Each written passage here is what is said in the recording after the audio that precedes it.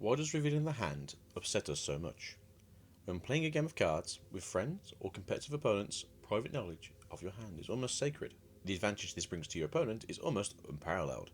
Yet every card game always adds one or two cards early in its life, a mechanic so polarizing you either build a deck around it or call for it to be removed from the game as fast as possible. Wizards of the Coast first introduced a card that revealed the opponent's hand and allowed you to remove a card that didn't disrupt your opponent's ability to continue playing. As an additional cost of casting this spell, you lose 2 life in the process. This card came out during Lorwyn in 2007.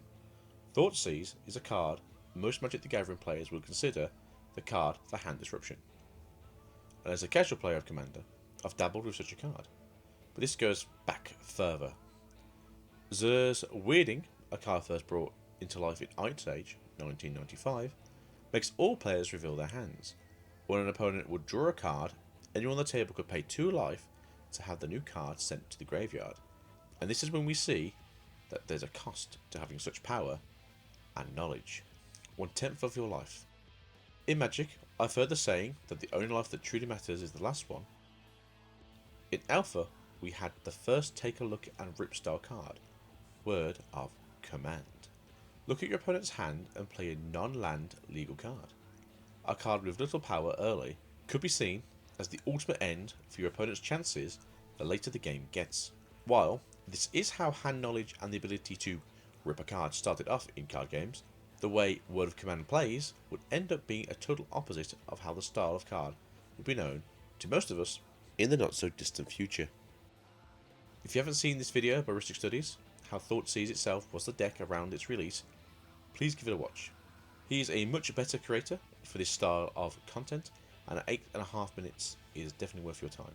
Please enjoy this video. The link will be down in the description.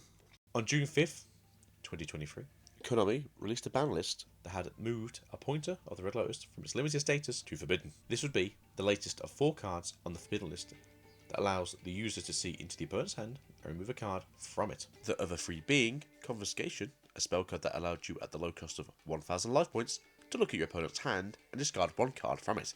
In a format as slow as GOAT, losing 1000 life points early on wasn't as much of a burden as it would have been. Similar to Magic, the only life point that counts is your last. Confiscation was first banned in April of 2005, but would soon return to the game in the following format. Konami would then come to regret this decision and would once again place this card back on the forbidden list in September 2007, which it has been ever since. Trap Dushu would eventually follow suit in March 2012, with this card's original release in Pharaonic Guardian, a set released on the 18th of July 2003, that's 1 day after my birthday, so no excuses, I want to see them happy birthday wishes this year. This card was legal to play for nearly 9 full years before it was finally allowed to retire. Now, being a trap card probably made this card less appealing for a lot of people. Having to set this card before being able to use it to rip into your opponent's opening hand. Going first in a slower format allows you to set up cards like Trap Dust Shoot, as there will always be a payoff. Smoke Grenade of the Thief originally made its way into the game in Legacy of Darkness of June 6, 2003, but wouldn't see much relevance until Noble Knights would turn up. No, not those boring British boars, the hot and steamy French boys, making it easier to pop the equipped spell, which in turn allows you to look into your opponent's hand and remove that one little bit of interaction that was left to let you play just a little bit more. A pointer is also the odd one out. It was released during the Synchro era of the card game, over 6 years later than its other counterparts. But one card does run free today, a card found in a lot of decks trying to take advantage of the hand trap heavy format. Triple Tactics Talent, first released in Rise of the Duelist, a set that a lot of players would consider one of the most powerful from its block, notably being a green pack set. If your opponent has activated a monster's effect during your main phase, this turn you can activate one of the following effects. Draw 2 cards, take control of one of your opponent's monsters until the end phase, or look at their hand and choose 1 card and then shuffle it back into the deck. You can only activate 1 triple tactic talents per turn. 3 are the most powerful effects in most TCGs: Draw Power, Control, and Knowledge. Unlike most of the cards that reveal the hand, it can only be used when interacting with your opponent after they've interacted with you on your turn, meaning this card can be used to remove the only starter in a handful of hand traps that just aren't working against your deck. Some people have asked the question, how long does Triple Tactic Talents have left before Konami finally looks to limit this card? On August 2nd, 1997, Wizards of the Coast was granted the US patent 5662332 on collectible card games. In January 1999, Wotc began publishing the Pokemon trading card game after acquiring the rights in August 1998. Last, a card from Pokemon's base set will have you show your hand to your opponent, or they show their hand to you, and shuffle back all the trainer cards back into the deck. Now, back in the day, Pokemon was nothing more than a little bit of fun with you and your fellow 10-year-olds. So, let's jump forward a few decades. On November 12th, 2021, Fusion Strike delivered upon us a new hand-ripping tool. Sydney, the Elite Four member from Hoenn, makes your opponents reveal their hand, discarding up to 2 in any combination of Pokemon tools, special energy cards, and stadium cards, slowing down your opponents at least for a turn or 2.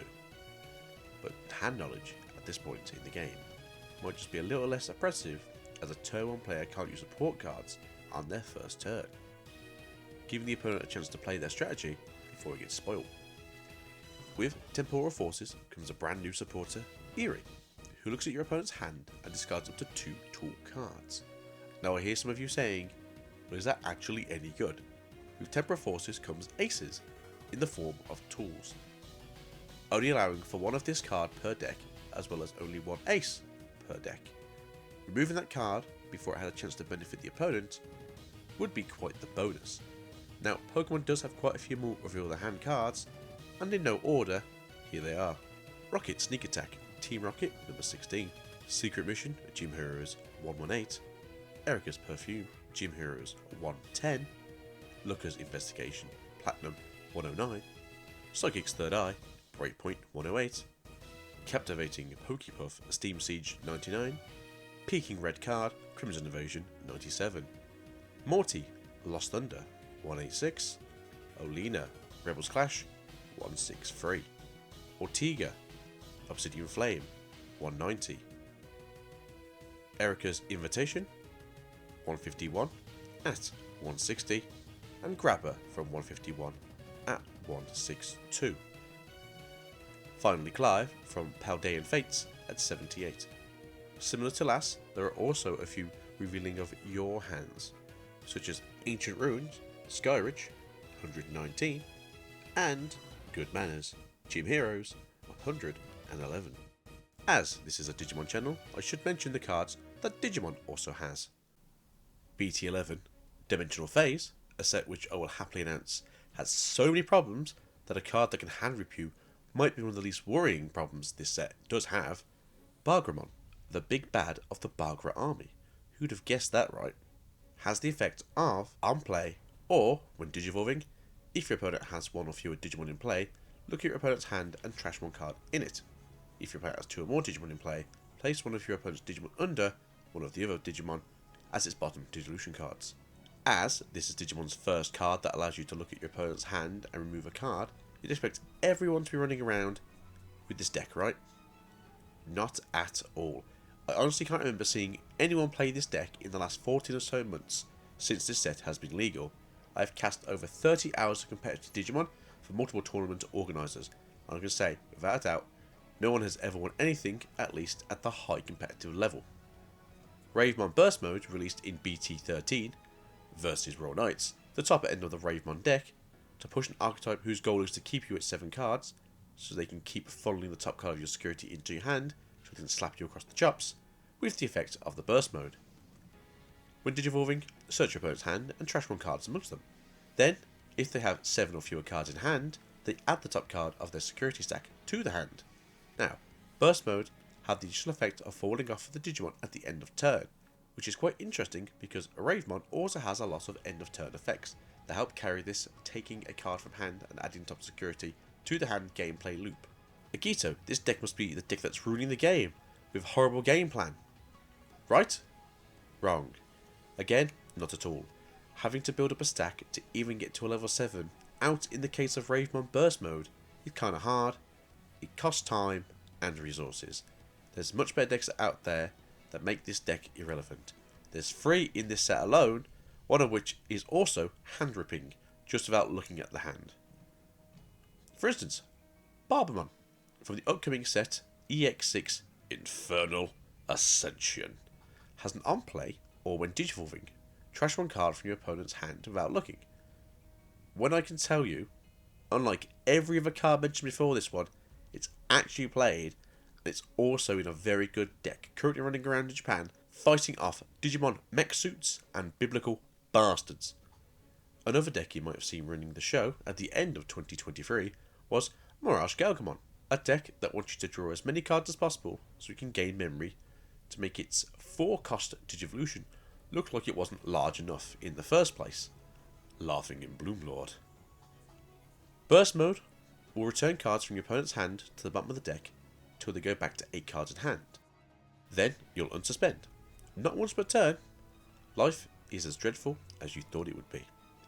The Devmon line from the EX6 also receives a trashing cards from hand effect depending on the size of your opponent's hand. But that deck just isn't seeing the light of day.